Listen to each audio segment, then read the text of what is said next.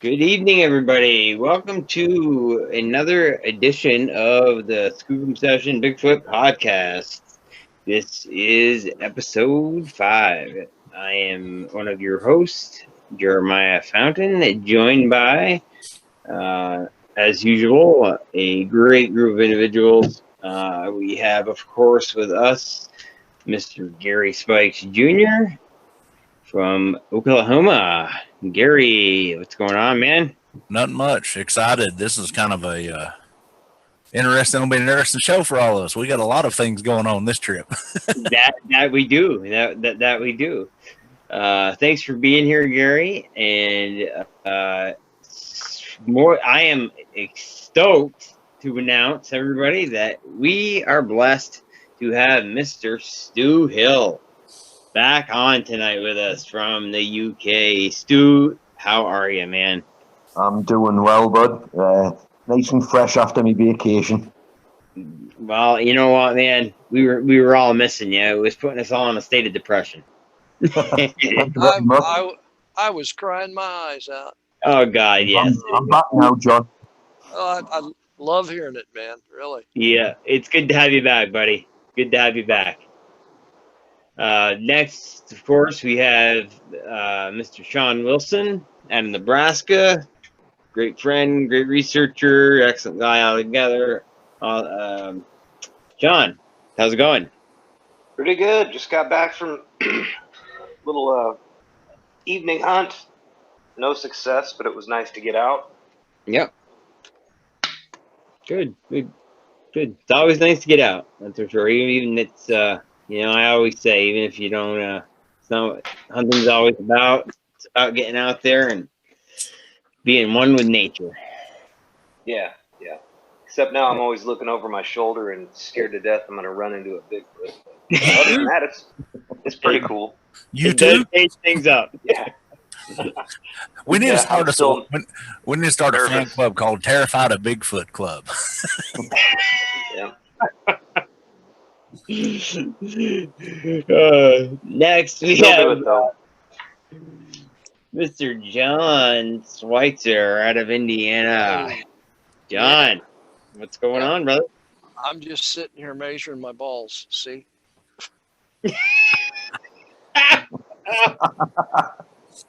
Whoa!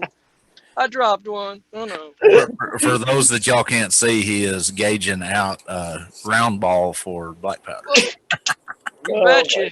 I keep dropping them. I keep dropping my balls, man. No, I'm good. I was out today. Had a pretty good chance. I mean, we were reconning for deer, of course, looking for Bigfoot signs. And almost got lost. John. Oh yeah, almost. We'll get into. We'll let you get into it. Got I lost. am awful shocked that Actually, Mr. Switzer got almost lost. To be honest with you. Really, it was bewildered. Is what it is, to be honest. Gotcha. Well, we'll let you fill us in on that. Well, I won't forget. Yeah, absolutely. And and damn it, I forgot. But Everything's good. Beautiful weather, 78 degrees, nice breeze. Out super. romping in the woods, kicking leaves.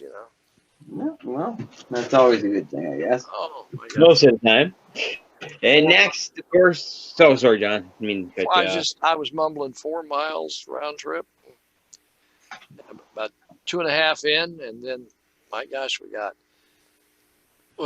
that's a story. Now hold on. it wasn't 4.5 total because you ended up riding part of it.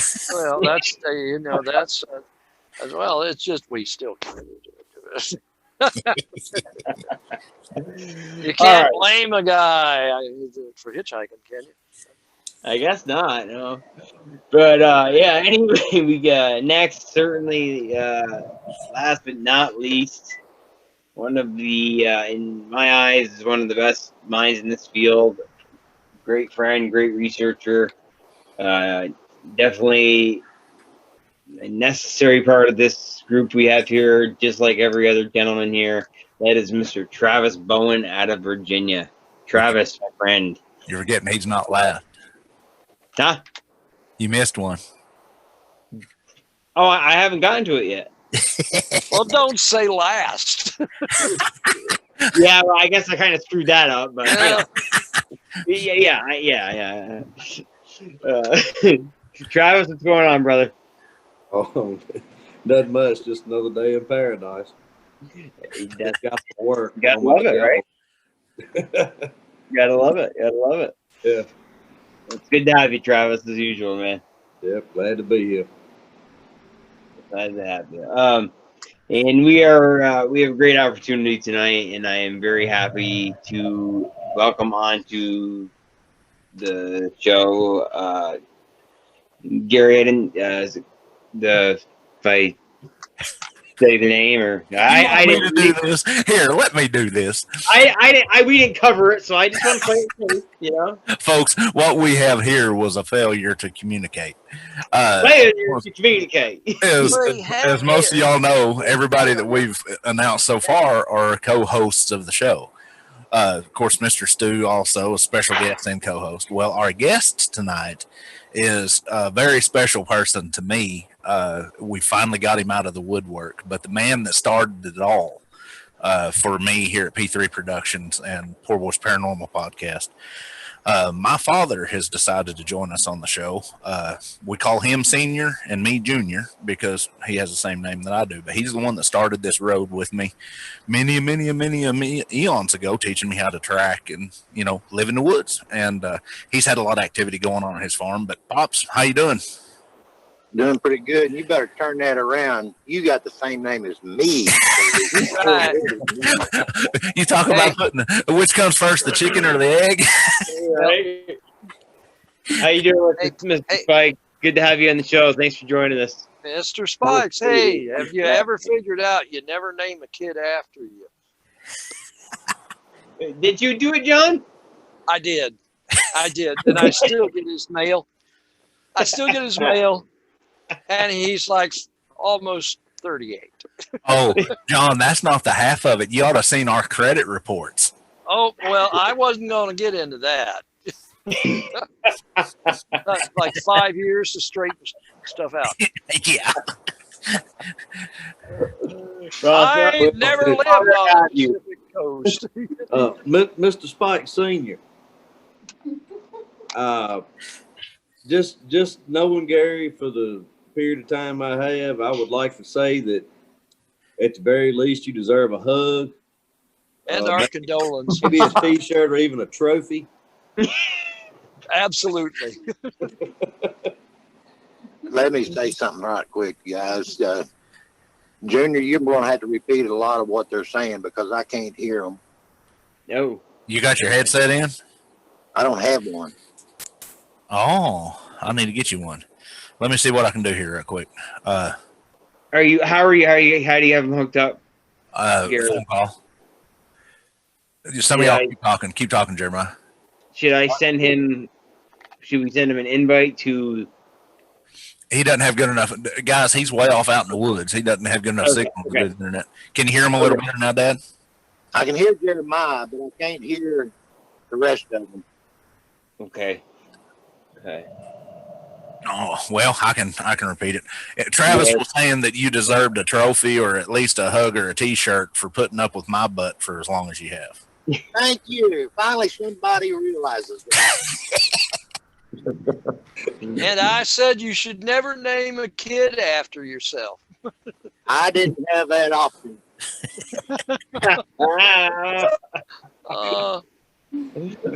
That's gonna get interesting. That's a mama groan. Oh no. It's gonna get interesting tonight. It's a mama. Jeez.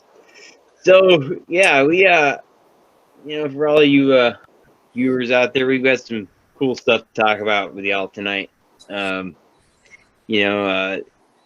Starting off with any John, before we get into the nuts and bolts of this whole conversation, something you wanted to mention real quick? Oh yeah, you always carry a compass. You always carry a map.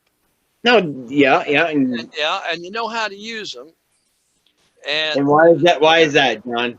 Because you could get bewildered from time to time, like my friend Tim and I did today.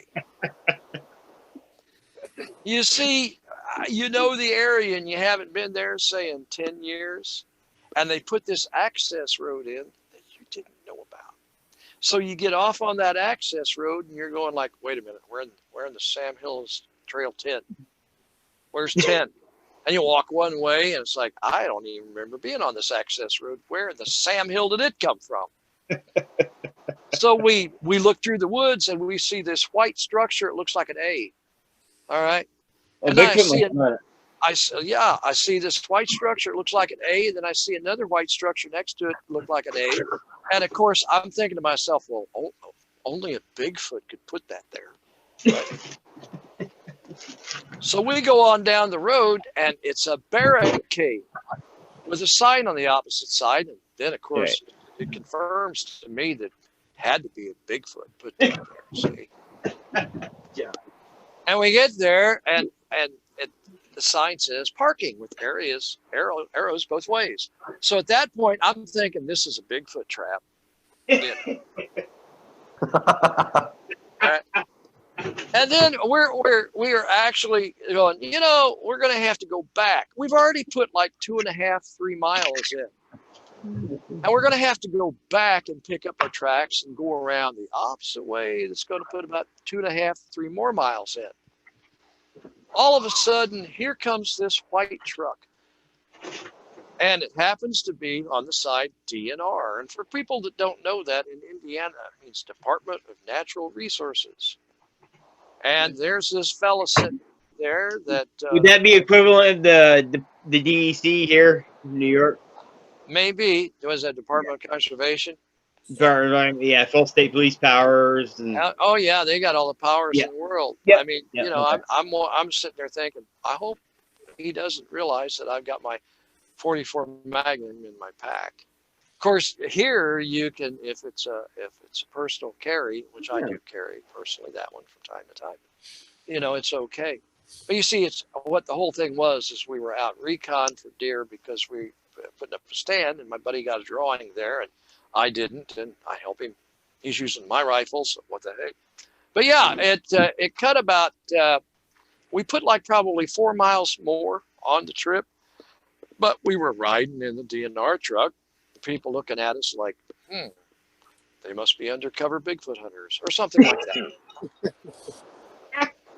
Anyway, it was epic, with the feeling you had like, man, I'm bewildered. We got to look at this map again. And here comes God in a truck, But Tim and I were standing there and it's like, this is pretty epic. And it was. Anyway, that's all. Anyway, I'm gonna go back to measure my balls here, but yeah, it was a very interesting day today, very enjoyable. Well, tonight, like I said, Gary and I were talking about this about a week ago, and a couple other of us talking about how and activity in different areas, in very, very similar activity at that, in these areas that have always been active, is seeming to increase. Even like, Stu, you were saying in your neck of the woods as well. So like I was saying, and Gary and we were saying we were very fortunate to have Mr. Spikes Sr. on this tonight. And Gary, I don't know if he can still hear me or not, but so you want to start by just kind of explaining about the I don't know how much you want to go into about that property. You know what I mean? It's not my place to. So. Well, I'm at a loss here. What direction are you wanting to go with? Well, just as we were talking about earlier, just the history behind it and the kind of activity we've had. Oh yeah, on there, and then we'll. Okay. Where you going with? Like each one of us having prime. Exactly. Dad's. I've been gone, quite a bit for the last 15, 20 years, Dad. Thereabouts. with the military and everything else. Dad has been there nonstop since 1971. Our family's been there long before that, but we've had activity there. Dad remembers activity there, way back, and even with our grandparents and our aunts and uncles. But we are noticing that there is a pattern being built over years of. Dad, I'm going to say it. I know some people looks at it as a derogatory thing and some people don't, but Dad has inadvertently habitualized these due to circumstance with the garden, and Dad used to deliver food. Are you still delivering food, Dad? No. Stop. Well, you've been doing that for what, 10 years? 10 or 11, yeah. And what they would do is Dad would deliver food for the school systems, the public school systems. So he would be literally delivering pallets of food, whether it be meats, produce, and stuff like that for the school systems for the, and I'll just let Dad step in and say it, but whatever they would have overage, he would bring home and throw, instead of taking it to dumpsters, he would bring it home and throw it in our burn pit. And I honestly think that these things found out this and got used to coming, and then that'll lead into a lot more. But Dad, you just kind of give them an idea of some of the activity that y'all have had, down there. Well, the activity stems from you. You come down here camping and get them upset, and then they pick on me after you leave.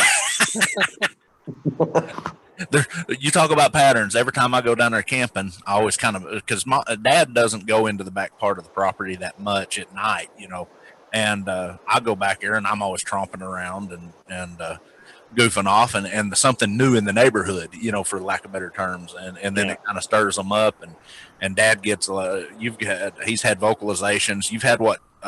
You had 2 sightings prior to the one 2 weekends ago, haven't you? Yeah, something like that. And then 1 since. And 1 since. Okay, now I hadn't heard that one. Then after you left, they started going at my trailer. We found tracks, 30 foot from the house here? Yeah, 16-inch impressions. And, not good enough to get a good cast, but you could definitely tell what they was. But, Dad, the first sighting, I think, was the one where it was looking over the fence at you, wasn't it? No, that was after you left. It was down there looking over a brush pile. No. I'm talking about the one years ago down at behind Dawn's. Oh. Yeah, it was looking over a 7-foot fence down there. Won't you tell us about that?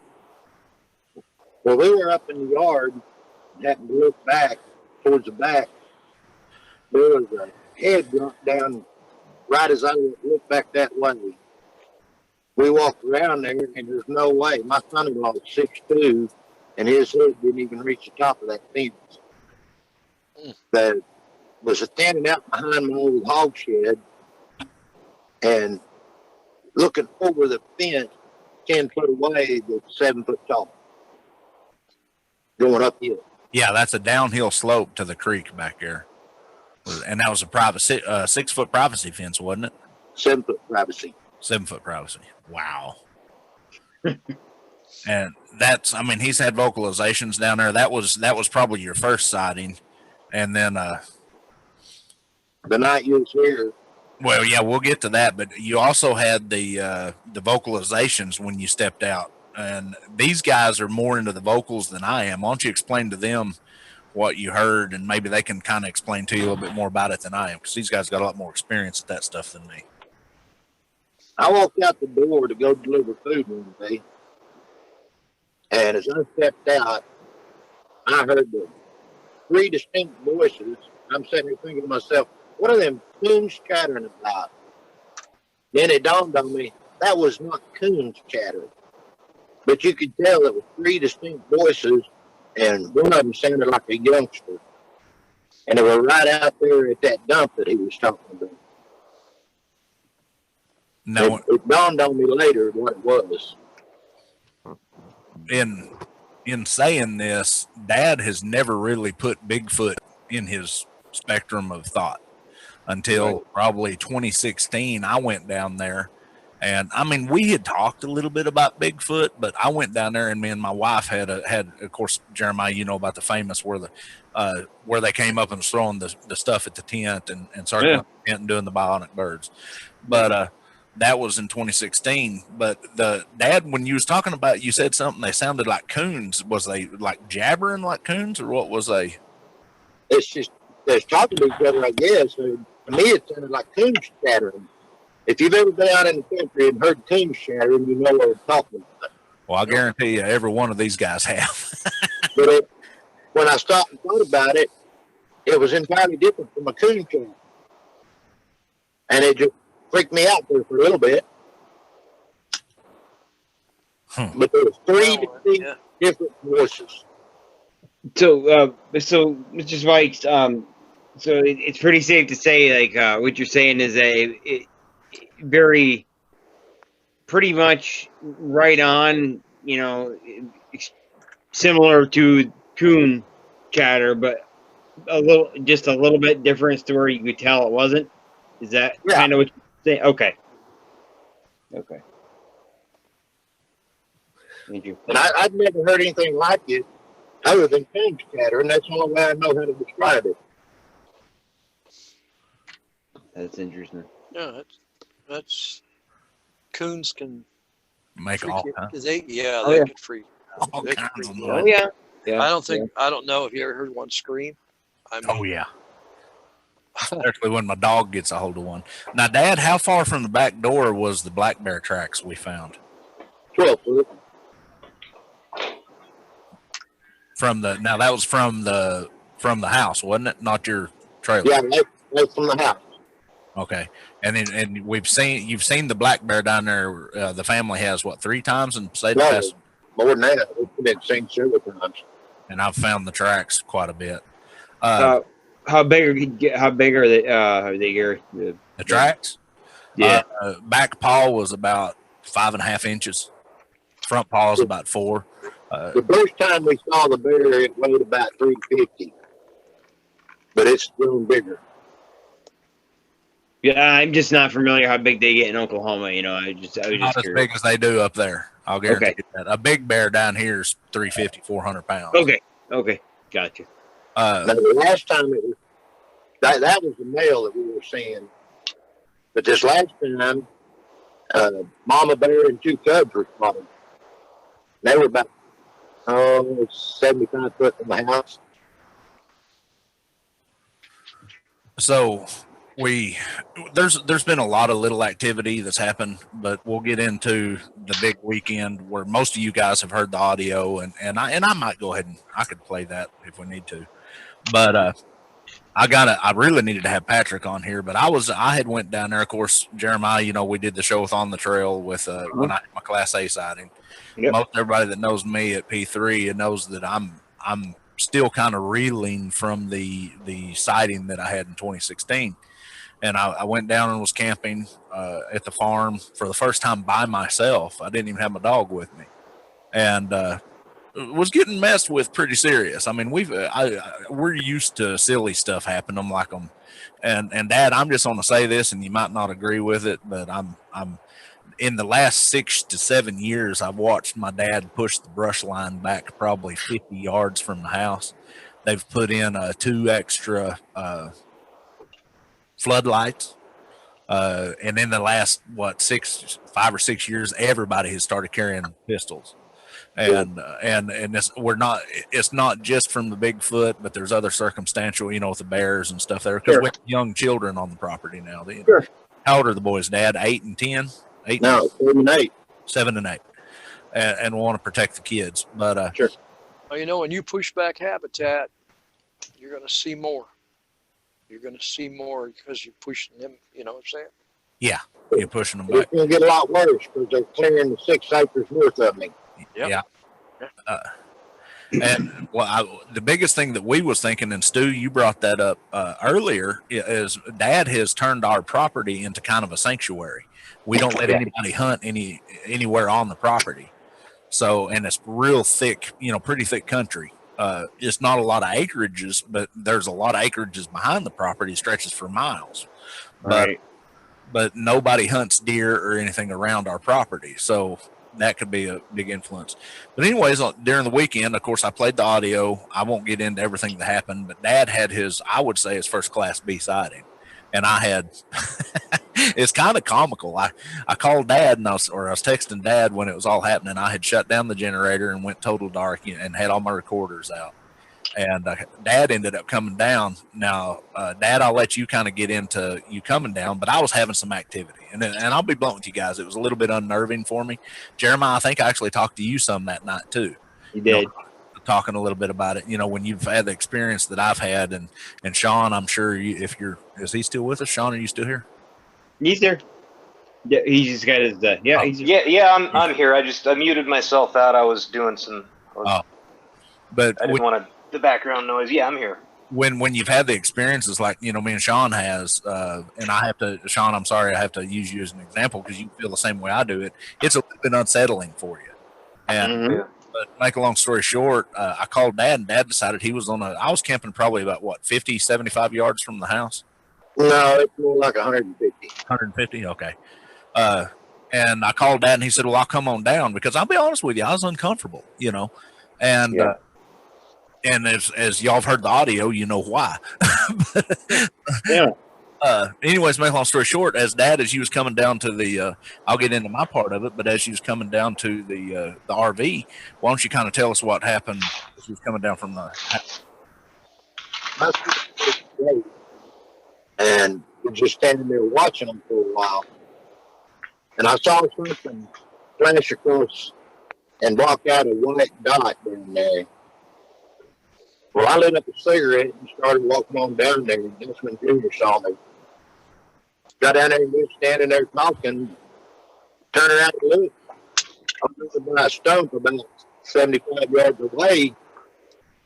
That stump didn't look like a stump anymore. And we just kept looking at it and looking away from it, looking back. It was a lot bigger and a lot blacker than that stump should have been. We heard a knock behind us, so we turned around and looked at it. And when we turned back, it looked like a stump again. So there was something blocking that stump from us.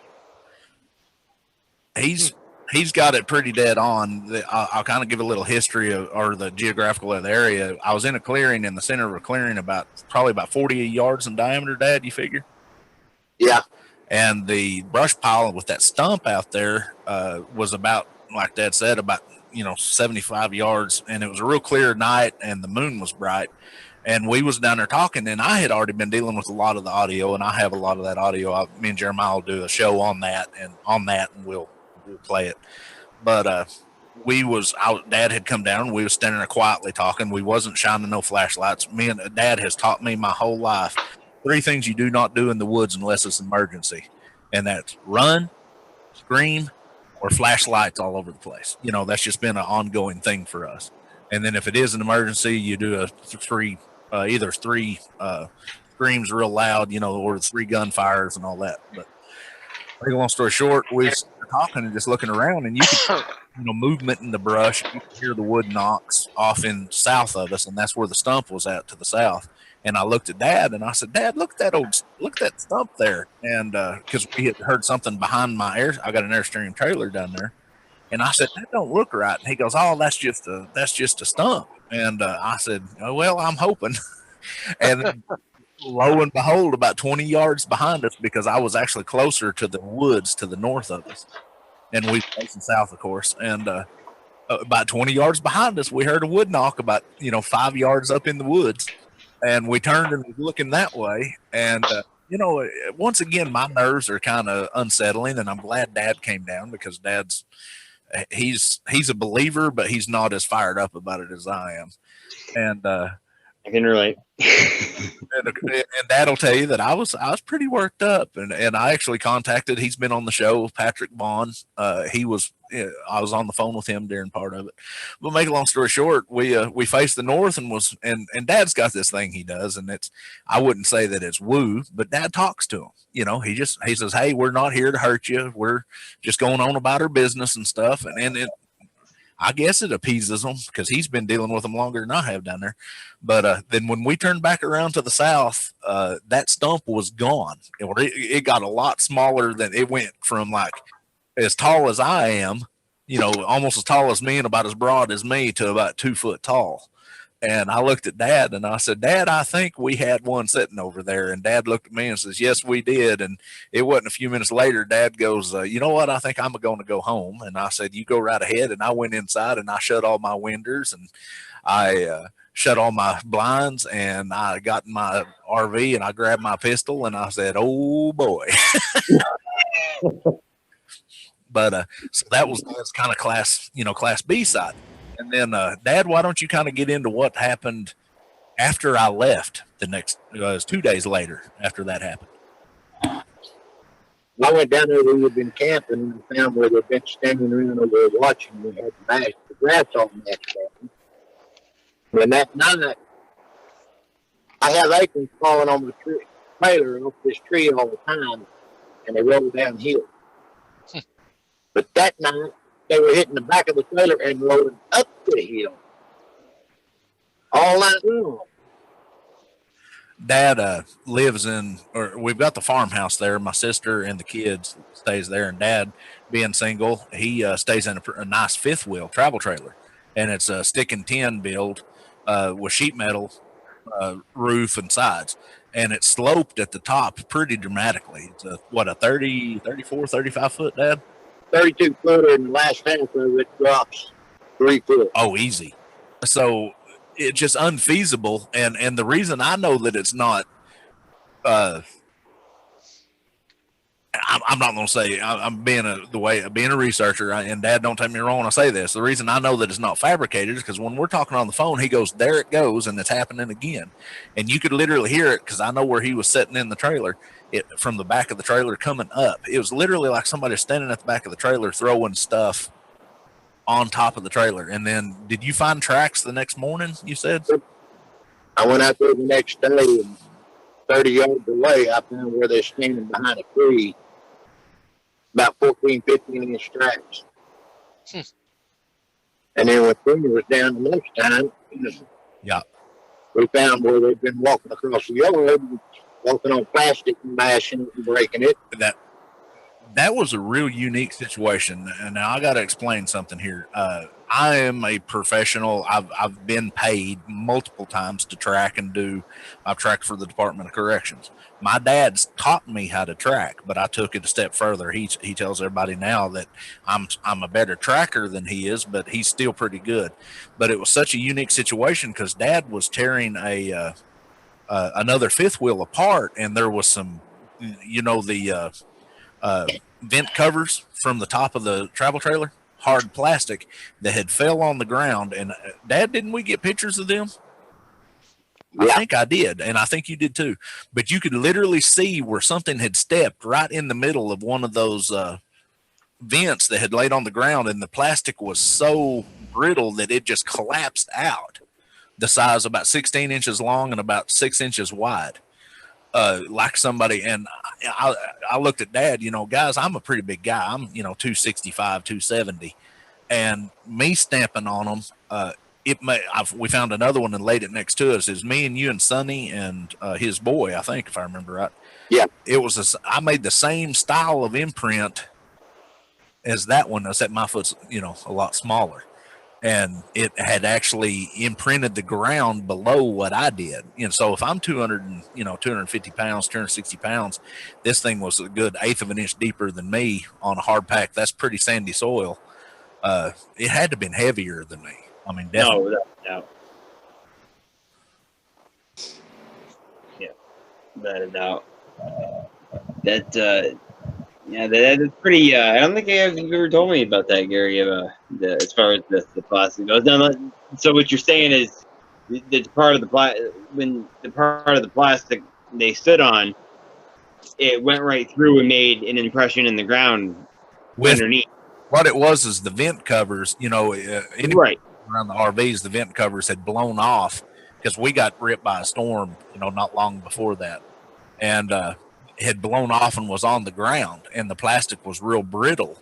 Right. But go ahead. Yeah, I'm trying to visualize for these vent covers. What were they? Vent covers too? Like the vents on the top of the RV. Oh, okay, all right.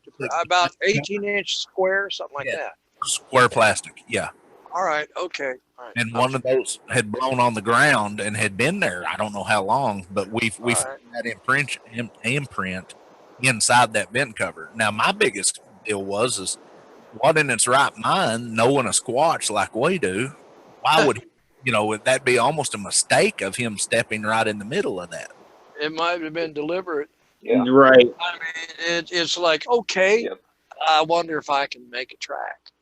Wonder if I can. I'll show them. Well, let Dad throw something else at you. Dad, tell him about the noise you heard. But wait a minute, you left something out there.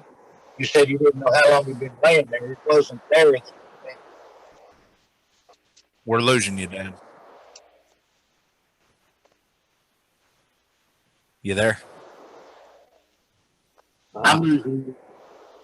He was saying that it wasn't there prior to that, like a day or two before. But Dad also, right around that time, heard what he thought was it sounded almost. If I recall, Dad, you said something about it wasn't a wood knock, but it was a heavy thump. Is that what you were saying, like the night before? No, there was a knock right out there where they'd been standing. Okay, so it was a wood knock. Yeah, I got up at 12:15 in the morning and sat at my desk smoking a cigarette, and when I turned my light on, boom, right out there somewhere.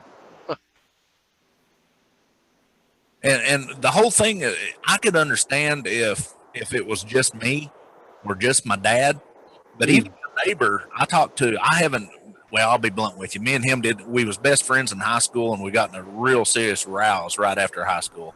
And I fought him and I hurt him, and we've hated each other ever since. Well, 20 years later, I was able to kind of make amends with him, but he heard something scream. He lives adjacent to our property, about 300 yards behind us and to the north. And he heard, the way he described it, Dad, you could probably tell it better than me, but he described it as his dogs went nuts. He's got some pretty big Rottweilers and a big shepherd dog. They come running to the front porch whimpering. But he said it sounded like something, the loudest growl he ever heard right out past his trees, which would have put it, 50 yards, probably 100 yards north of our place? No, it's a quarter of a mile. Even going through the woods? Going through the woods, yeah. Okay. Yeah. But I haven't seen him yet to let him hear that. And if I do, I'm sure he's going to say it's about the same thing. I don't think Shawn's heard it. No, I haven't. Let me see if I can pull that up real quick. I'd like to hear that. Is that something you can play where we can all hear it? I'm fixing to play it right now. Oh, there you go. Okay. I'll turn my volume all the way up. Thank you.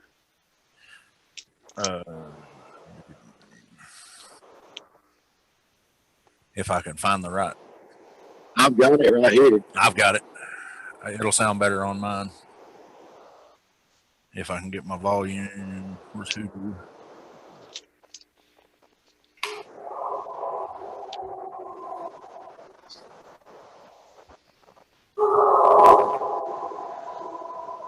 Jesus. That sort of sounds like that Canadian. Oh gosh, it's like a woods, and people are like in a parking lot, and that same sound. You know the one I'm talking? Yeah.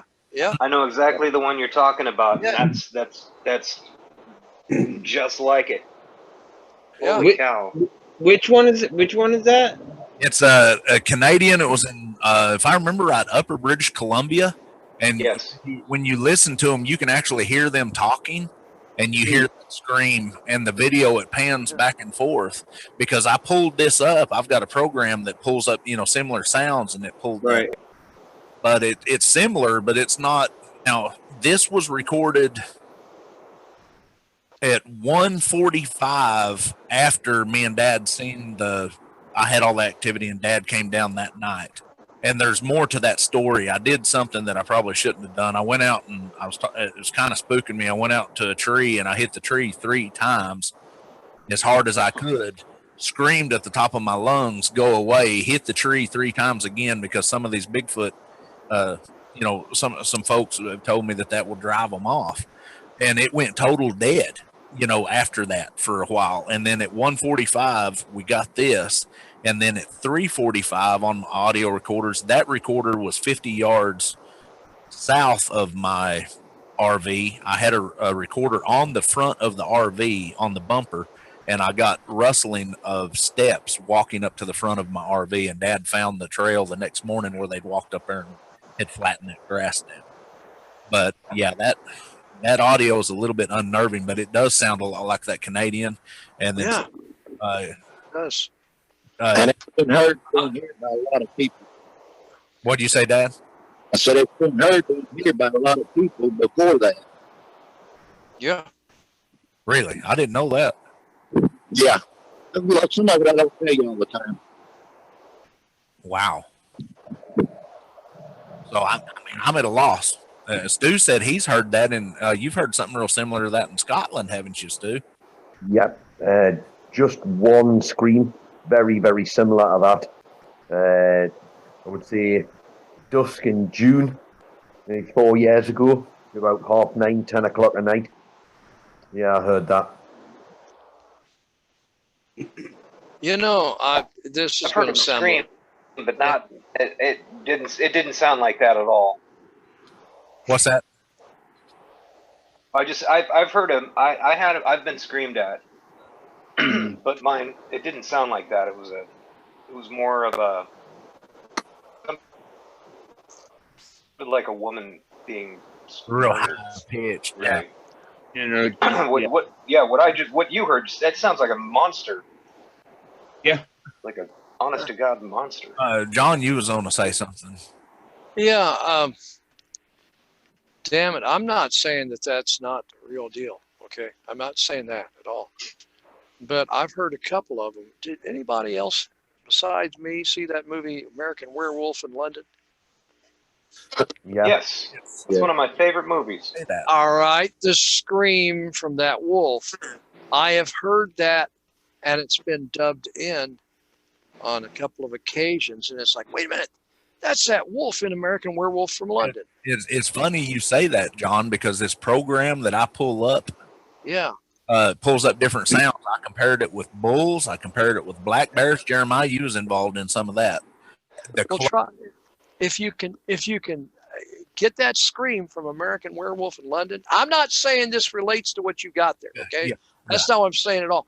But I've heard that scream, not the one you got, but the one from the movie. Yeah. As supposedly as being a real deal. Yeah. Get that if you can. Get that. Yeah. Look at that and try and run that in your program. Just see what they've done. The closest thing that I found to that thing spectrographically, believe it or not, and Travis is the one that gave me the idea, a blue tick coonhound. Isn't that amazing? Oh, wow, yeah. It's not quite the same. So, what I was going to say, the thing about it, I can hear a canine hint to it. Yeah. But a whole lot of any kind of howls, I mean, I can howl like a dog or a coyote. To me, it's real subtle, but right at the end each time, it's almost like it's got another syllable to it. Yeah. It takes a whole nother note right at the very end. It's not real drastic, but it's not. I mean, I got a buddy down the road who's got coon hounds, and trust me, they go at it all night. And as a matter of fact, last night I heard, I'm assuming one of his dogs, but I heard it about 7 or 8 times. To be honest with you, I'm not sure what it was because it just didn't sound like a dog because it didn't have the right pitch and change in pitch. Yeah. As it progressed through. Well, That a lot of that comes into play is how the syllables play and how it changes the pitch, tone once, twice, maybe 3 times, I'm not saying in any shape or fashion that this is a Sasquatch because I don't know. Oh, that's weird. I will tell you personally, from all the time I've spent in the woods, been around dogs, coyotes, bobcats, owls. I've never heard anything quite like that one. That's unique. It's not It's not common, whatever it is. Right. To me. I mean, I've heard You know, cows, make all kinds of ungodly sounds, Oh. when they're in heat and, but even then, I've never heard anything quite like that. That's very creepy and unique to itself. Okay. It is. something I think you got to remember. It is makes when me you- wonder, Go ahead. Go ahead, Gary. I mean, John. I was just gonna.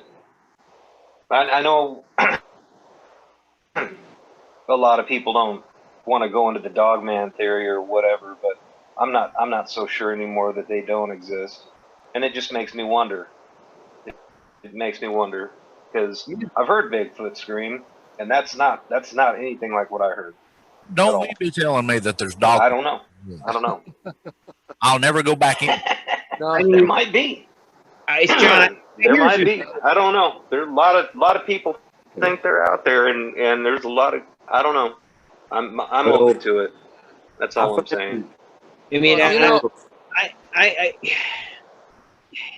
I'm a strong believer in you got to have an open mind for one. And I've heard a lot of and like you, Sean, I've heard some pretty funky vocalizations, and then Travis, like you were saying, but nothing quite like that.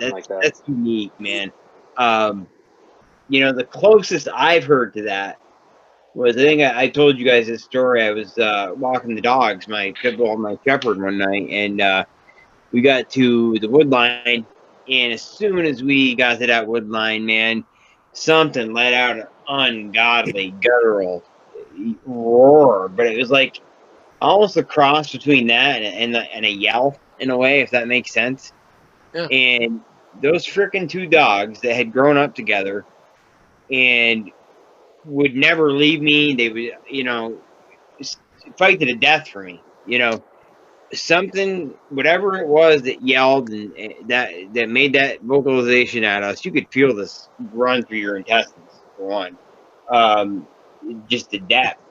And they turned right around and they ran the other direction. For them to do that in itself, it says something to me. Knowing those two dogs as well as I knew them. One of them has passed away, but that in itself. I mean, bottom line, all of us experienced outdoors, different animals, different things. Your ear instantly kicks in when you hear something that's just completely out of norm that you've never heard. Yeah. I mean, like where I grew up on the farm, the bobcats, early spring, them jokers was up and down that creek bottom. They sounded horrible. they do. Yeah. But I know what they are when I hear them. Even it still give you chills when you hear it. But that's a bobcat. Yeah. Where we're from for years was the panther, painter scream. It sounded like a woman getting stabbed in the gut with a knife. Absolutely. Dad can tell you stories of me going outside to check to do something outside, take something trash out or something, and come running back in, as a young kid, screaming like a little banshee because I heard one of the cougars or something. But this, I'm gonna be blunt with you, Dad. Have you ever heard anything like that down there? Similar, but not the same.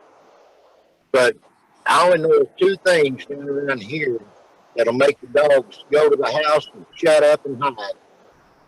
That's a big cat, panther, cougar, and Bigfoot. Yeah. They do not leave. They get right on the front porch and stay there. And that's what the neighbor's dogs did. And I'm telling you, them dogs, everybody knows I'm a dog man. Mm-hmm. Pretty freaking waspy. I don't even mess with them. Yeah. But, and folks, this is not down in the middle of the mountains. This is just a rural farmland. It's unique. But the biggest thing that Dad was talking about, that from the sound and me knowing my recorders and dealing with this stuff down in southeastern Oklahoma, a lot more mountainous areas like in Virginia and stuff, where this is from, it's not as mountainous, so the sound travels farther. We're figuring that whatever was making that noise was a good, 300, 400 yards away, Dad? At least that. Yeah, it was over the hill, back down behind the creek, over the hill, down, quite a ways It back. was in the back timber. Yeah. Well, Something I Tell you. I jumped in real quick. This don't sound. I'm in the foothills of the Blue Ridge, so it is hilly. Yeah. Where I grew up, there's a military school, military prep school about 10 miles away from the farm I grew up on. In the wintertime, when the air was right, I could hear the drums where they were doing their marching at the house, just like they were out in the backyard. Yeah. And there was some hills in between, but when the air got right, I guess the right pitch, frequency, percussion. I'm not saying it wasn't as close or as far away, but what I'm getting at is when the air is right, I guess maybe the humidity. Even there, the football field's 7 miles. I know I used to play football there. And on a still evening, Dad, we used to hear the football games, didn't we? Yeah, I still hear the racetrack. It's six or seven, yeah. What was you saying, John? Well, that's something I was going to say. Acoustics. I know a little bit about them. Oh, yeah. Enough to get me in trouble, all right? But acoustics, yes. I mean, you're dealing with air density, vibration, when the air is right, as you guys say. You'll hear it during the wintertime. Mm-hmm. The air is denser. And believe it or not, an airplane takes off easier during the wintertime or during a cold time when the air is denser than it does when it's during a hot day, in the summer. Now, that's just something. I know a little bit about airplanes, too. I've worked on aerospace. But you've got acoustics within that bouncing off rocks, coming up ravines, sound that will be deadened by trees that are rotted. But you'll also get the same kind of a thing that'll bounce off a freaking rock, a rock face, and it'll travel. And it will also change. Absolutely. The sound. Absolutely. It could be a high pitch, and by the time it gets to you, absolutely, you can't really tell. It's not the same pitch. So a lot of what you hear, in my opinion, might be something else and not a Bigfoot, but it could be a possum screaming. I've heard a Fisher will scream and put children down your spine. Yeah. And I'm under the firm belief, and I have my own personal reasons for it. That's the whole other story in itself. But I think these things can throw their voices, and throw their, you know what I mean? If that, you know what I mean by when I say that, they can, like a ventriloquist. Yes. Is that what you're saying? Well, they mimic stuff. I can. Yeah. But Dad, you were saying something about you was gonna tell a quick story. Yeah, but I agree with what he was saying. Did we lose you? I lost him, dude. Hope not. There's no rock shed. We're losing you, Dad, bad. Yeah. Well, and John, while he's finding a spot, he's got to find signal perfect. He's got to hold tinfoil on his head, But I'm taking off of this show. Me being the skeptical mind that I am, and also being into audio and being a musician, my first thoughts with this, because I don't want this to be a pissed off Bigfoot. This is my sanctuary down there. That's where I like to go. You're a musician, huh? Somewhat. I try. I don't even want to get into you. It makes me wonder if this might be a old coon hound back there. Because there is a lot of open field to woods to open field to woods, which would change that sound. Yeah. Right. And I'm hoping that that's what it is, because I don't want that's an aggressive sound. I'm sorry. You just got to take everything into consideration. You can't just jump on something and say, "Oh, it's got to be a Bigfoot." Or, you have to take everything into consideration. Well, I do know that they're in the area. we've seen the sign. I've seen and had them happen, and that's the reason we wanted to give you the backstory and the story before we just played this, because it's just like we was talking about in tracking. You don't want to just show the picture of the track and not talk Right. getting to it and coming back. But are you back with us now? Can you hear me? Yeah, somewhat. Gary, Neighbor over here at the crow flies is 2 miles away. We have seen Bigfoot on his place several times, and his wife never believed him. That Rick? He was out walking in the pasture one day, and she walked up on him. It terrified her. She ran all the way to the house. She has never said another word to him. It terrified her so bad she was sick for days. Was that Rick and his wife? Yeah. Yeah. We know they're here. Well, I'll tell him about. I got a good friend I graduated high school with. He's a retired highway patrol. Multiple reports. I'm gonna try to get him on the show. Multiple. Great. Huh? That would be great. That'd be great to have him on. Yeah. But Travis, you was gonna say something. I could see you. I actually had a question for you, Gary. You asked your dad earlier about a deep thud. Have y'all heard or felt that before? I have, but not at the farm.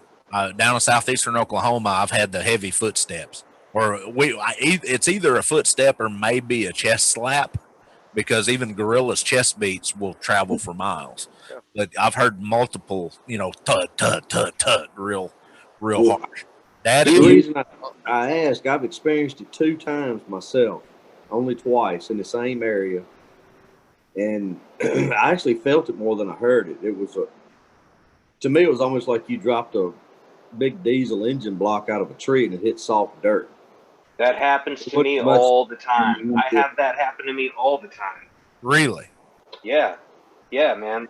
It happened, and I've never, it's happened to me over the last 15 years. I don't know how many times it's happened, but I've been waiting for somebody else to say that. That's just confirmation to me that the infrasound. What he just said. It sounds like an engine dropping out of a tree and hitting the ground. It feels like a big thud in the dirt. Yeah. It's not a loud, audible sound. It's like a really deep thump. That's you feel it. You can feel it as much as you hear it. Would possibilities of infrasound be? It's like a shock wave. It's like a shock wave. The reason I'm really curious about it is the first time I experienced it, there were 4 of us there, and only 2 of us actually felt and heard it. Yeah, that sounds like infrasound. The second time I was alone, but it was exactly the same thing. Dad, have you ever had anything like that down there? Yeah. Say again? Yeah. Really? You hadn't told them the story about Eagle Ridge, had you? Oh, no. Yeah. Now, this happened before I was born. You want me to tell you? You're breaking up pretty bad. I mean, the gist of it, I won't get into all of it. Dad was, I didn't know about this until about 2 years ago. He had 2 girls with him and another guy, and they stopped on a bridge that crosses the Sandy Creek, which leads into the South Canadian River. And they had stopped to do everything they do on the back roads on the bridge. Down here, we cruise the back roads and goof off, especially when we got girls. And if Dad, you might have to correct me, but you felt something brush against you, and then they got it. And I stepped out of the truck to take care of business. I had a camper in the truck. I got in the truck, or started getting in the truck, felt something brush my shoulder. Turned around and didn't see nothing. Well, I went ahead and got in the truck and started up off, and saw one of the thoughts headlights behind me, but it disappeared.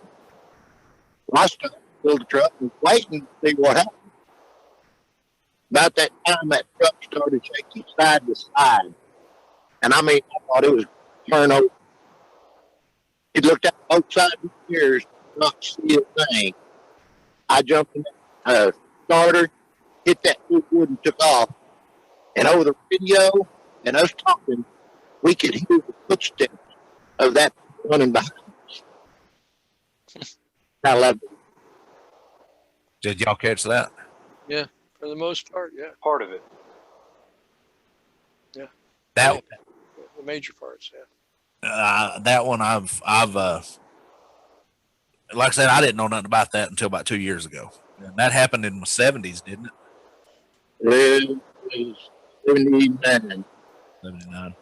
No, 77. I'm sorry. I mean, here I am, skeptical mind. You are on a bridge. I'll give it that. Brush against you.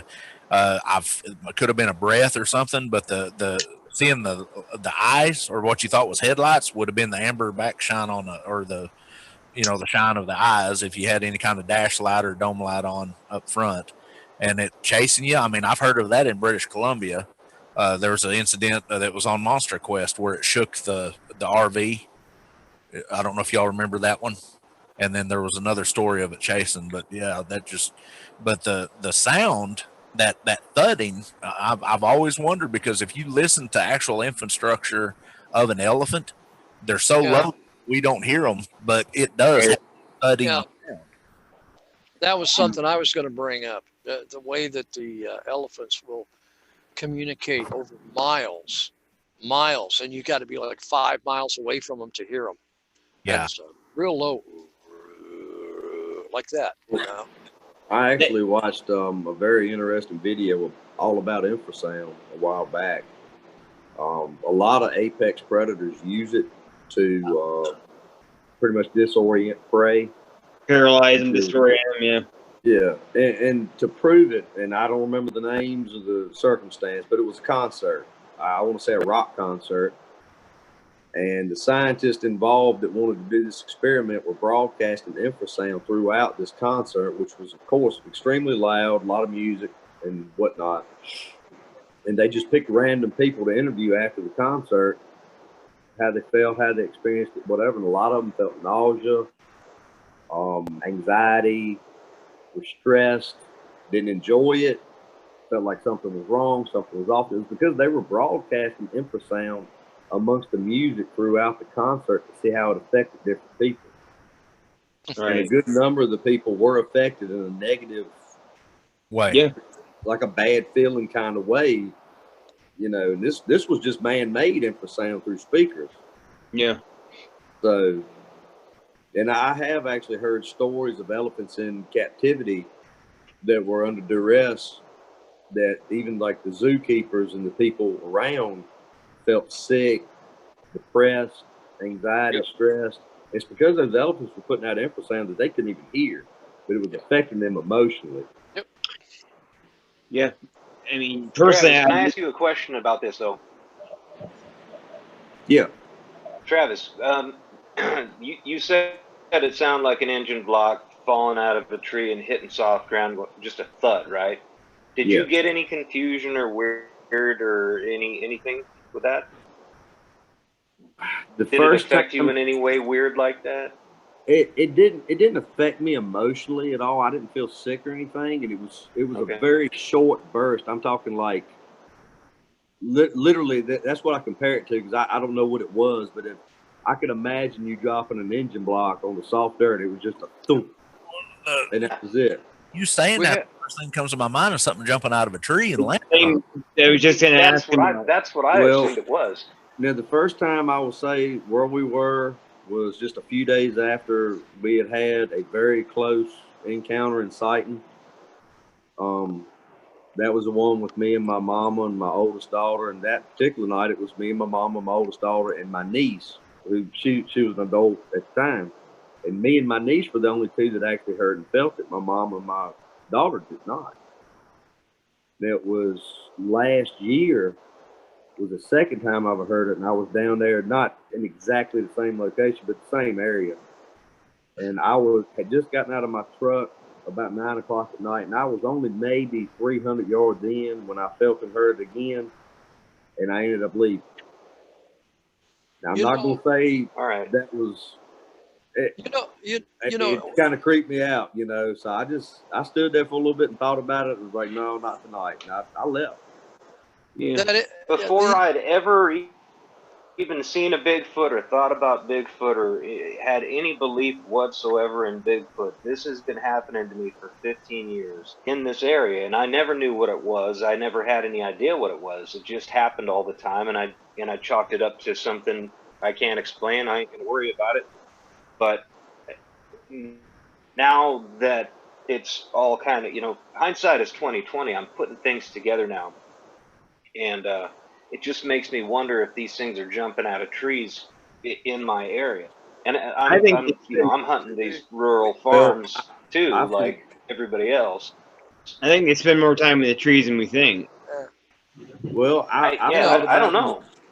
I've thought about them jumping out of trees. The other thing I've thought about, and chimpanzees and gorillas both do this, they will actually slap the root of a tree, a big tree, to broadcast vibration through the ground. Yep.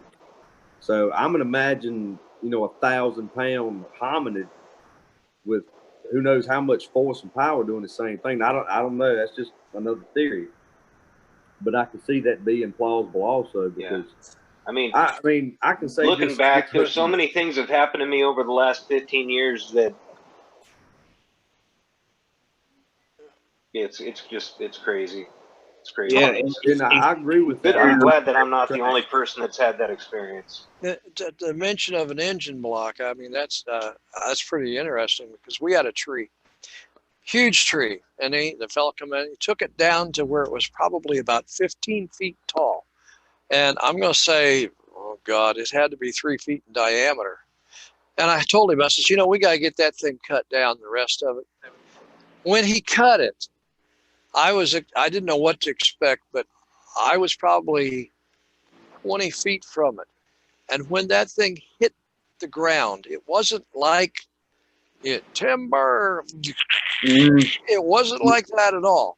That thing come down and it hit the ground, and I felt the shock wave in my feet. And I was about 20, 30 feet from it. I wanted to be out there and watch. We all want to do that stuff. But it did have a sound like an engine block being dropped out of a tree. And I felt it. And it was soft ground. And that thing probably weighed a ton. Anyhow, I'm guessing, trees are rotted on the inside, so forth. It had some rotted woods in it. But yeah, I wanted to mention something before we get too far into it. I heard knocks today. But get this now, it was 6. It was like crack, crack, crack, crack, crack, crack. And I wouldn't think a lot about it, except, like I said, we were 3.5 miles back in, not where somebody could. Why would somebody be back there smacking on a tree? But it was far off, and it made me, when you're talking about the infrasound, that sound traveled.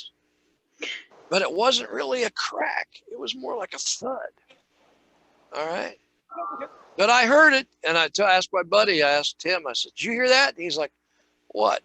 Well, he wasn't listening for it. And you're kind of in tune to things that do happen. Once you hear them one time, you hear it again, and it sticks in your memory. But I don't know. It sounded far off what I heard, and the knocks that I've heard, to me, doesn't sound like the knocks that I would make. Yeah.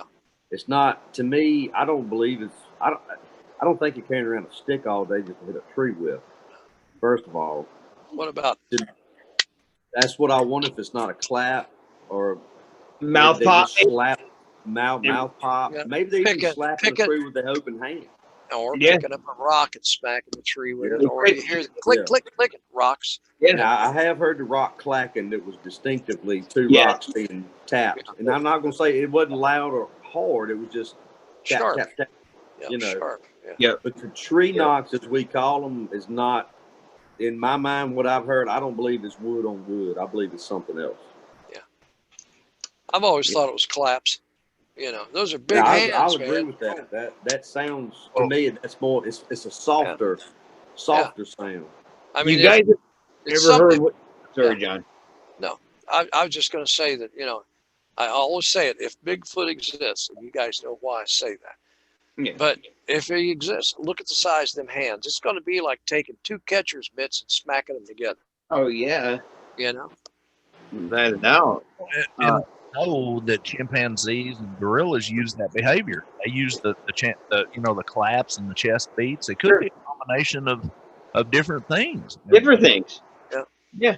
But you think about it. I mean, just I'm pretty big chested. I'm pretty barrel chested. You know, you take a chest that we all agree that these things have 4 or 5 foot wide shoulder, and a hollow chest. If they're I'll put the microphone. You know, it's going to be a lot deeper and thuddier than that. But I don't think that would explain the rumbling in the earth and feeling in the ground. You know, but that would explain a lot of the. Well, go ahead. I've even imagined them stomping the root of like a big tree. Yeah. I mean, the root system of a large tree goes way out into the ground. Deep and out. Root Like system. I say, you Root take systems. an animal that size, stomping his foot, Yeah. you know. Root systems intertwine. That's Especially- Dude, I tell you what, I saw, talk about root systems intertwining. We were, I'm selling my house. I'm moving someplace else. And basically down near a forestry if I can find it. I come around a turn and I've got trees I'm looking at that are probably 2 to 3 feet in diameter. And the way they've grown is they were 5 or 6 feet apart. When I looked into that, it was enchanted looking. I mean, it was like trees, like, you know, you could probably see 10 feet into the woods. But these trees were growing 5 to 6, maybe 7 feet apart. It was phenomenal. Now, what about a root system there? One to the next to the next. I don't know. That's just a thought, you know. Yeah. Sure. You guys ever heard? I mean, I probably asked you this before, but you know, I experienced the sound one night, buddy of mine and I. Almost like you ever heard the underwater recordings of a dolphin with the click, click, click, click, click, click, click. Yeah. Anyone ever experienced that? No. You talking about the clicking, Yes. like the Yeah, like a dolphin. just real fast rhythmic clicking. Yes. Yeah. That's a description of what I heard in coon scattering. Excuse me, I didn't catch you, Mr. Spice. I said, you just made me think. That's a better description of what I heard coon scattering. Ah. Well, fellas, listen to this right quick.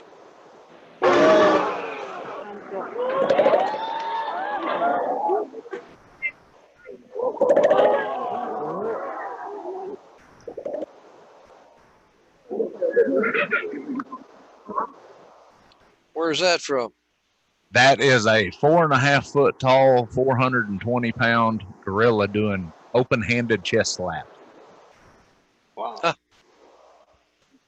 How many times have you heard that in the woods? Counting my ex-wife? But that's that hollow, Oh, well. hollow slap that I was talking about. You know, Yeah. Yeah. Down here in Nebraska where I hunt, I've got an area a farm that I can rifle hunt. I can't bow hunt there, but I can rifle hunt there. And whenever I go into the woods, not every time, but it sounds like the traditional wood on wood tree knocks. And I wonder if they're counting, because I got a buddy that I'll take down there with me. And several times when we go in, I'll hear 2 tree knocks if he's with me. If not with me, I will hear 1 tree knock, which it makes me wonder if they're counting. But it doesn't sound like chest slapping or anything. It just sounds like wood on wood here. At least that's what I've experienced here, for what it's worth.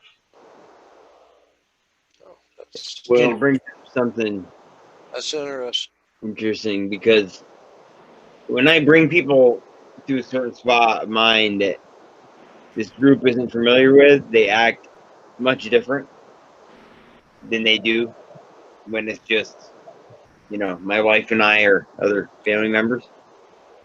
They act, I'll just say, different.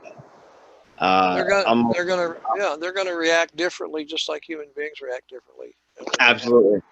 Well, it's funny that Shawn said that, because in Dad's situation where he had the single wood knock, Dad, didn't you say you got up and turned on the light and then the wood knock hit? Yeah. So maybe it was signaling that there was the action at the farm or something. Because I hypothesize that they're just telling anybody else in the area, any of their family, that there's a guy coming in, or there's two guys coming in, and the weird thing though is when I do bring more than one person, I've got two guys actually that I take down there.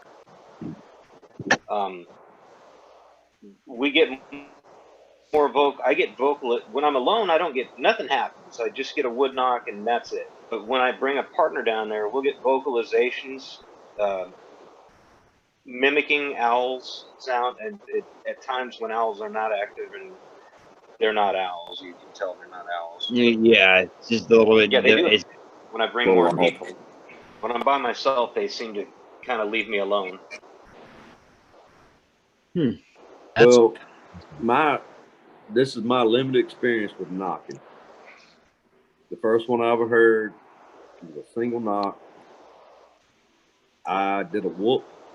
This was before I really got into the Bigfoot thing. I'll go ahead and tell you right now, this was like playing, having fun, and got a perfect 2-syllable whoop back. We were coyote hunting, loading up in the truck, leaving, and that was it, nothing else. That's what led me into the encounter that really opened my eyes up, got me into it. That evening, it was me and my mom, my daughter. I was doing like 4 or 5. I was just slapping through with a stick. I don't know what I was doing. Got 3 knocks back from way off. I did 4 or 5 knocks back. Then I got 3 knocks right over the heel. 3 distinct knocks. Then a very deep, low grunt. I whooped. It grunted. Ended up, long story short, that one came in. I ended up hitting with a light at like 20, 25 feet. After that, this year, early in the spring, me and my mama went up there. This was an afternoon, daytime. And got on up in there, deep enough that we were pretty good ways away from the dirt road. And I did 4 knocks. I got 4 knocks back. Didn't hear anything, which they were way up the creek. We could barely hear them. So we went on farther in. As we got closer, we're just walking. Heard one single knock. Got on up close to where I heard the knock. I did a couple of knocks. I got 2 back. Close. Not loud at all. They were soft. They were close. And I managed to actually get those on video on my phone. And a few minutes later, there were 4 more knocks from way off beyond it, like farther upstream of the creek. I don't know how to put that together, but I believe the one that was closer did the 2 knocks to say there were 2 people. I don't know what the 4 knocks meant farther off unless maybe that meant there were 4 of them. Some time went by, and I want to say there was like 5 more knocks, and that was it. Nothing else. Everything was quiet. It was silent. So I don't know what to make of it. The rock clacks. I heard that one time I was helping a friend track a deer after dark, bow hunting, and on the way out. And this was an area that I'm not really used to, a great big farm, another county. And just for fun, I mean, we were right there at the truck, and I did 3 knocks, 3 tree knocks. Just found a stick, did 3 knocks, and immediately, just right down the hill of the creek, I got 3 rock clacks back. And that was it, nothing else. So I don't know how to personally cipher what they're doing. I do believe, like in your case, Shawn, say you and 2 other people walk into the woods, y'all are not engaging them, and you hear 3 knocks. I agree. I believe that's probably them saying there's 3 people to the rest of the group. But as far as knocking back and forth, I have no idea what I've been telling them or what you're trying to tell me back. You're right. Yeah. You might be telling them, come rape me. Yeah. You never know. I said that for years, It's got to be a simple communication. I mean, but you go out there and you do whoops and stuff. Good Lord, you could be saying, "Hey, I want to come," lay down with your wife, you know. Yeah, you know what I'm saying? You just yeah. Oklahoma, they're especially where around the farm, they're not very vocal. That sound that we got, whatever it is the first thing that I would even classify as being close to a vocalization. Of course, I'm not there as much as Dad is, but we get a lot of wood knocks. Dad was saying that he sounded like he heard one. He was standing outside and sounded like he heard one just now, didn't you, Dad? Yeah, it's right down there where you was camping. I'm having to stand outside to keep signal. But that, that's common there. But we get down to southeastern Oklahoma, down around Honobia and Clayton, where everybody knows Bigfoot's in Oklahoma, and you get a lot of vocalizations. But we get, even as a young kid or a young man growing up at the farm, I was hearing wood knocks. I just never knew what the hell they was until now. Yeah, I took the first time I ever heard a wood knock, I just put it back in the back of my mind in that spot where it's weird stuff, And then I heard the wood knock on what was it, TV show with Leonard Nimoy, In Search of. Oh, In Search of, yep. Yeah, okay, one of the early ones. And then I'm probably, I don't know, I'm in my 20s at that time, and a long time ago. But my gosh, they played it, and the hair stood up on my arms.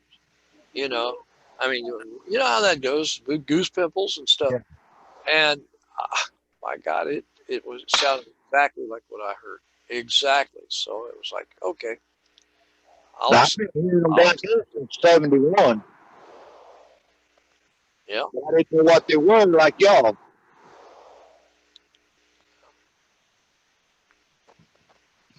It's strange to hear them. I mean, you hear them the first time, you're not sure. You hear them the second time, it's like, okay, what is that? Well, yeah. You think even in a tactical sense or in a survival sense, with me having the background I got and John, you having the background you have, a vocalization, a human or a humanistic or an animalistic vocalization is going to be far more recognizable than a knock. It's like the oldest cliche. You don't shoot. If you shoot one time, it's hard to track down. If you would knock one time or two times, it's harder to track down. But it travels. And how many times do we hear tree limbs falling that sounds like a knock or something like that? I mean, it just makes sense. These, which we all agree, these are a sentient thinking being. It makes sense. If they don't want to be found, they wouldn't want to be out there hooting and hollering and everything else. It's like Dad taught me, you don't scream in the woods unless it's necessary because it's there. Well, today, all right, I carry a whistle. I got a hat, a lanyard on, I got a whistle. And it is a shrill, sharp whistle. And I was like, beep, beep, I'll do like that. I went to my buddy Tim, and I'm expecting him to answer me back with beep, beep, so I'll know his location. Yeah. I was blowing on that damn thing, and I wasn't getting nothing back. I'd stopped because the wind was blowing. Now, you're talking a high-pitched whistle, not a low-pitched one. Finally, I mean, he's probably about 400 yards from me. And I yelled, I said, whistle back. And he whistled with his mouth, and I heard it. All right. I did not hear the whistle that he had, that I gave him. A little aluminum whistle, man. And he says, we joked about calling the dogs in with it. But then we started communicating back and forth vocally. And it was traveling up and down, we heard it fine. It was traveling up and down the ravines and so forth. But yeah, I mean, I was surprised. He's about 400 yards from me, maybe a quarter mile. Of course, John, that higher pitched sounds has a narrower bandwidth, so it's more directional. Where lower pitched sounds are omnidirectional, have a wider bandwidth. So that would be pretty, explain. You'd almost have to be right on top of it. I'm just looking for that lower pitched whistle if I can find one. Something I've learned the hard way over the years is doing a lot of shooting without hearing protection destroys your upper frequency hearing. Absolutely. Yeah. I struggle myself because I do wear protection now. When I was younger, I did not. And high frequency sounds, even if I do hear them, I can't pinpoint them. I have no way to locate them. A lot of the alarms at work, some of our systems are high pitched, and I can hear them, but I can't tell where they're coming from. I have to walk around and turn my head different ways just to even figure out which system is alarming. I'm going to mention something it's what you just said. 71 years of age, I've been a lot of stuff. One of them was an NRA instructor. And that if you don't wear ear protection, and I'm saying this to everybody out there, I can't be any more serious. If you don't wear ear protection, and when you fire that gun and your ear feels kind of buzzy for a second, congratulations, you just now have damaged your ear. Yep. Okay. Yep. That buzzy, fuzzy little, oh, that was weird. Okay, the next shot won't be too bad. I lost mine because I was attending rammer staff on a cannon, black powder cannon with a Civil War group. That's where I lost some of my hearing in my right ear. And you just can't hear. It's not like, oh, you go deaf, you just can't hear it. My dad, his hearing is shot from all the years in the state police, and I mean, and he attributes it to that, not wearing ear protection, Yeah. I think a lot of it's selective, but I agree. I've had tinnitus all my life, and when you go into the booth and they do the different sounds, all of a sudden it'll get to a point they're turning the sound up and so forth, and it'll get to a point I don't hear it. And then all of a sudden I hear it again. It's because it's the same pitch as what the tinnitus, and I'm telling you, it sounds like cicadas. Yeah. But it's you just ignore it. That's the only way you can get around it. Just ignore it. Right. That's how I do it anyhow. But yeah, you'll miss sounds. I can understand that. You do. You got it too, huh? Yeah, being in the military back in the 70s, yeah. Yeah. It sounds familiar what I'm talking about. Huh? Anybody here ever been to a Motorhead concert? Oh yeah. Got you one better. Three concerts. Grand Funk Railroad. All you did with them was go to a concert and feel them. They were that loud. But that was before they started micing stuff through the PA systems. Yeah. Big ass, not Marshall, but big ass Sun amplifiers. Poking 400 or 500 watts out of each amp, having like 4 or 5 amps just for one guitar. And then micing. A few years ago, I started wearing ear protection to concerts because I still go to as many as I can, but my ears are.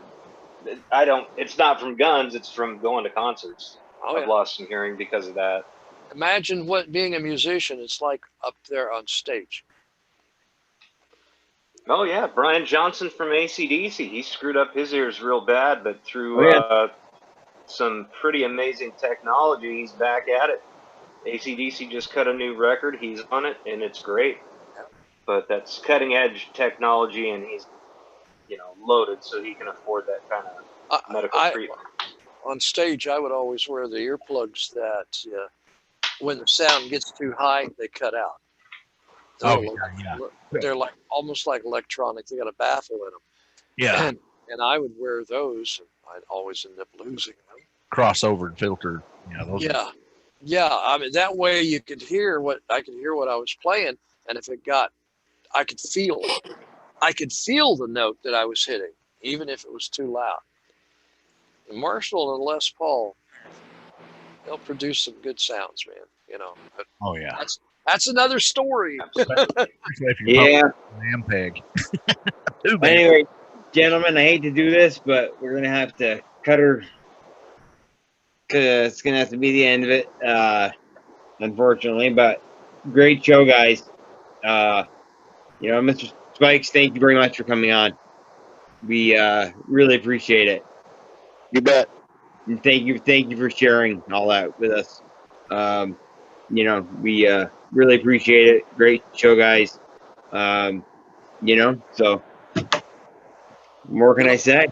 Good old campfire talk. Good old campfire talk. Nothing like it, man. Nothing like it. You can get a hold of any of us, on Messenger or, me personally, get a hold of me on the trail, JF, or, on the trail.jf@gmail.com. John? I'm still trying to get, I'm having some technical problem getting mine going. But when I get it going, it'll be like onthetrail.js, .com or like .com or .email or Gmail, something like that. I'm trying to get it through Gmail, but I'm having technical problems. Gotcha. Well, we can try to help you out with that. Anyway. Just get a hold of me. Get a hold of Jeremiah. That's right. Get old Jeremiah. Get old Jeremiah. Yeah. Thanks, John. Travis? Yeah.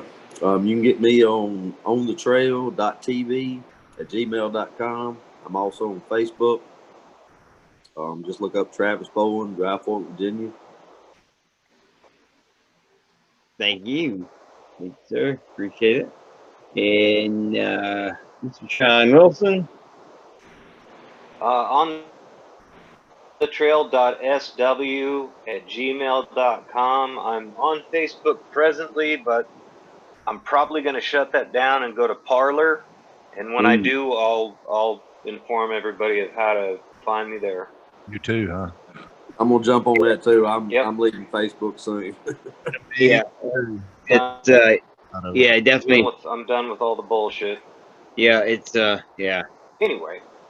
Definitely something. Send me information about Parler. We're all going to talk about some stuff anyway at some point, but we'll leave it at that for the night. But anyway, yeah. Great, Mr. Gary, give some contact info, and I'll let you get going for the night. Me and Jeremiah are on the verge of getting me on the trail. I guess I get to be in the secret club now. Email. Yes, indeed. You can contact me at P3 Productions on Facebook. Just hunt up P3 Productions, or this may sound silly, but it works. Graveyard Cowboy. It'll show up. Or you can email me at triplesbear@gmail.com. And we'll get you taken care of. We host multiple formatted podcast and video production stuff, including all things outdoors, hunting, fishing, camping, cooking outdoors. We love the outdoors. That's what we love to do. And of course, paranormal and Bigfoot, but our heart's always right here with these guys with cryptids. Absolutely. And if you're curious about Dad's stories or anything like that, you can contact me and I'll get you hooked in with Dad. Dad is definitely want to have him back on. That's for sure. Yeah, absolutely. Low tech. We need your dad back on the show for sure. Absolutely. You think he'd do it again, Dad? Yeah. How in the hell? Cool. I want to know what the hell y'all done. I've been trying to get him to come on my show for 10 years. Well, I've been doing it for 2 years. I've been trying to get him to come out with these experiences for 10. And he don't do it now. All of a sudden, he's like, "Yeah, I'll do it." But he says he's getting old, and he's kind of passing on. I feel honored to have him on. It's a great guest and good stories, and I think we could all learn a lot from him. Yeah, absolutely. I agree, Shawn. I agree. Well, I tell you what, Shawn, we got I'm going to go ahead and say it, Jeremiah. We got a special thing coming up. We're actually going to get Jeremiah's dad and my dad on a show. Oh, cool. A father and son show. And Jeremiah's, get these two together, two rednecks from opposite ends of the country. Yep. Can I come? Of course. Oh, yeah. Put me in there, too. Yeah. Hey, we could just, Jeremiah, let's do that. Let's just, me and you sit back and let John and Dad and your dad get all together, and we'll call it the Old Fogey Show. Oh, God. Oof. That could get interesting. The geriatric jam. There you go. I'd like to sit back as a fly on the wall and listen to that. You know. Absolutely. Me, you, Travis, and Shawn. Yeah. So what qualifies you to be geriatric? How old do you have to be? I just turned 50 That's a yesterday. good question. You got to be retired and on all kinds of freaking medication. Oh, Dad, you got that? I'm on all kinds of medications. I'm not retired yet, though. No, I can't do that. We'll get you. How old are you, John? Me? Yeah. I was born in 1949. Well, that would make you. Never mind. So that make me look. With age comes wisdom. If you can't do the math, it's 70. I agree. 71. That's a 7. I didn't know. I didn't want to. John, you're he's old enough that his balls fall off in the. That's right. That's right. You got to measure them. I just keep measure the balls and they fall. Yeah. And when they hit them, my dad beat. Dad, you're what, 61 now? No, 62. There you go. I remember 62. 71, and I'm still out trekking, going up and down.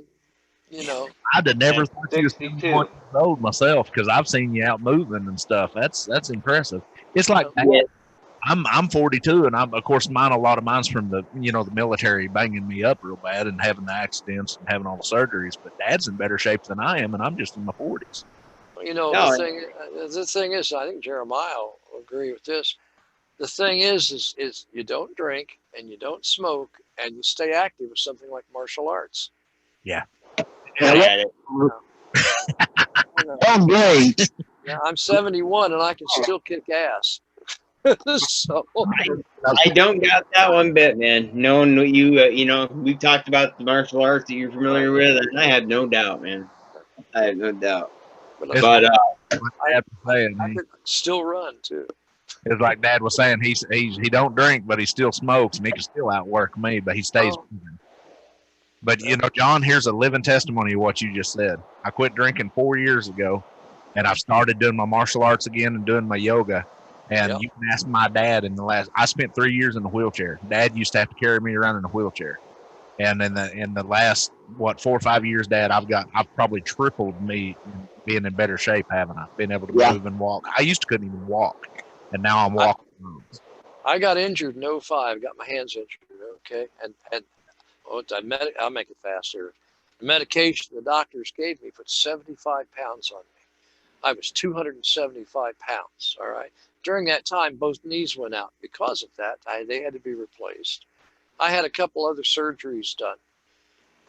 I'm right at 200 pounds now. I've lost 75 pounds, and I'm still losing. So I'm going to get down to 195, and that'll be okay right there. That's a flat belly. Maybe no six pack, but that's a flat belly.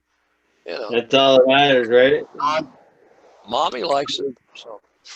Well, like I said, that's all that matters. Hey, John. Yeah. Dad was yelling at you. I know exactly how you feel. I was in the for 2.5 years. I got up to 265 pounds. I'm down to 190 now. There you go.